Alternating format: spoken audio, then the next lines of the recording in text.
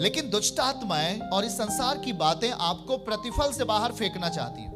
वो आपको बुरी लतों में और आपको बुरी संगति में, आपको बुरे विचारों में ढकेल करके आपके जिंदगी के जो चीज आपको जरूरत है वो चीजें आपको ना मिले, ऐसा दुष्ट आत्मा प्रयास करते हैं। और यहां पर कल की भविष्य की बातों को जानने के लिए, कल क्या होगा प्रभु, इस बात को सोच करके दानियल अपने आप को किस दशा में लेके गया, बोल के बताइए।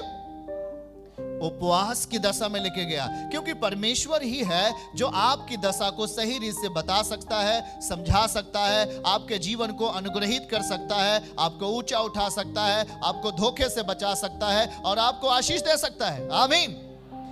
अब जिस दिन वो फास्टिंग रहा और कल के विषय में जानना चाहा कि प्रभु कल क्या होगा, कल किस तरीके से मेरे जीवन में या औरों के जीवन में क्या होगा, जो आपने मुझे दर्शन दिखाया है उसका प्रतिफल क्या है, उसका परिणाम क्या है, तो वो उस दर्शन को और अधिक समझने के लिए, उस बातों को जो परमेश्वर उसे दिखाया था उसे जानने के लिए वो किस दशा में गया, बोल के बोलो, किस दशा में गया। क्यों? जब आप उपवास की दशा में जाओगे तो किसके करीब जाओगे? आपके पास केवल एक विषय होगा। कौन सा विषय होगा? कि मैं प्रभु को जानूं। जब आप फास्टिंग की दशा में होते हैं, कभी भी अपने आप को बाहर, इमरजेंसी कोई पड़ता है तभी, नहीं तो अपने आप को प्रभु के साथ रखना है, अपने आप को परमेश्वर के साथ बैठने देना है। अगर आप 3 मीटिंग प्रार्थना कर सकते हैं तो करना है। अपने आप को पाप में, अपने आप को बुराई की दशा में फास्टिंग के समय बिल्कुल कदापि वैसे भी नहीं लेके जाना चाहिए।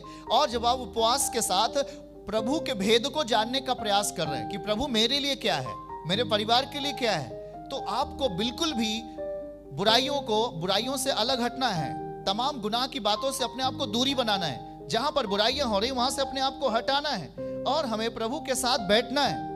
दानियल जब इस बात को जानने का प्रयास कर रहा था, जो परमेश्वर ने उसे स्वप्न में दिखाया, दर्शन में दिखाया, तो लिखा है कि समझने और बूझने के लिए अपना मन लगाया। पड़ोसी को बोलो, समझने और बूझने के लिए क्या लगाया? क्या लगाया? हाँ, समझने बूझने के लिए अपना दूसरा, परमेश्वर के सामने आपको क्या किया? अपने आप को दीन किया। पहला, समझना बूझने के लिए अपने आप को, अपना मन लगाया। दूसरा क्या किया? अपने आप को नम्र किया। तब प्रभु कहता है, मैंने तेरे बातों को सुन लिया, मैंने तेरे शब्दों को सुन लिया है और इसलिए मैं तेरे पास भेजा गया हूं। हालेलुया।